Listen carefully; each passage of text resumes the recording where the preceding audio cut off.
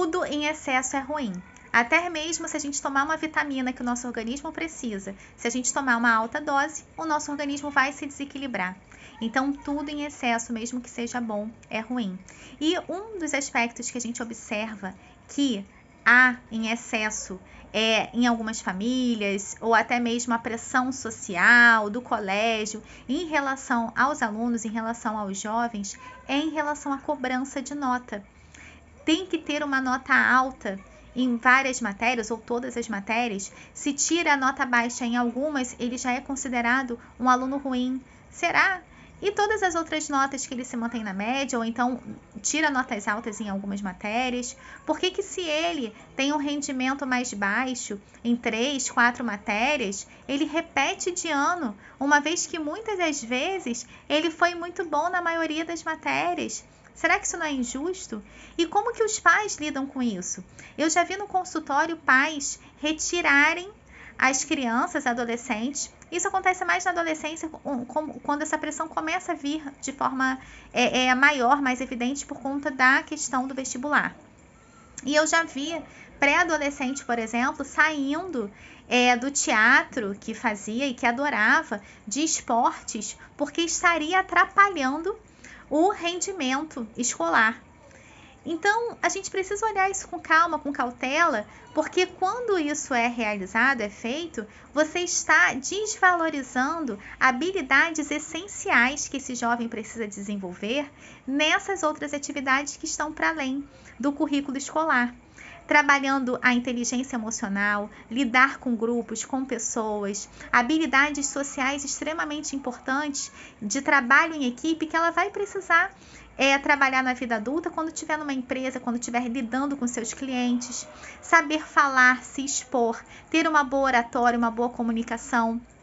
E daí eu vou citar um exemplo da minha vida, que eu era uma adolescente muito tímida. Eu tinha dificuldade de expor as minhas ideias, de fazer apresentação em grupo na escola. Eu fazia, mas eu fazia com muita dificuldade, me sentindo muito nervosa. Então, eu comecei a fazer teatro com 13 anos na escola e eu simplesmente comecei a amar.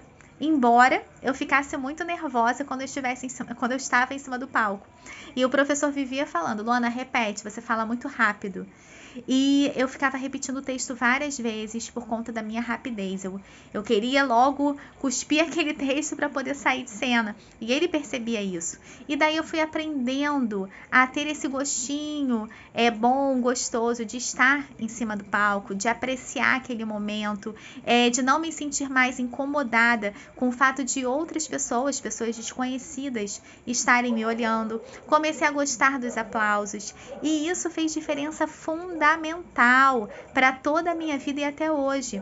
Eu sempre falo que se hoje eu sou uma psicóloga, que para além do meu trabalho no consultório, eu consigo me desenvolver através de palestras, levando assuntos pertinentes a mais pessoas, falando em vídeo, graças ao teatro.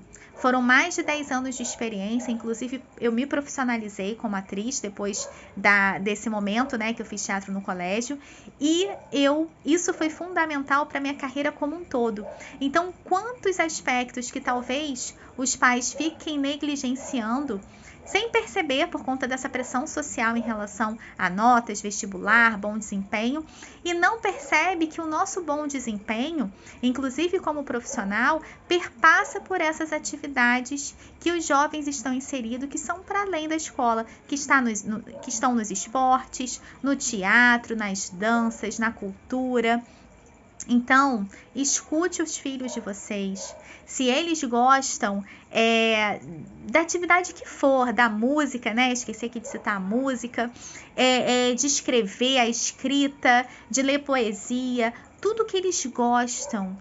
Não fiquem aferindo a respeito se vai dar dinheiro, se não vai dar dinheiro. Isso é o que é menos importante. O importante é o engajamento, o amor, a paixão, o interesse que eles têm por essas atividades. Então, preserve isso na vida deles. Não deixe que a vida deles fique sem sentido, apenas estudando por estudar diversas matérias que eles não veem sentido algum, que eles não gostam.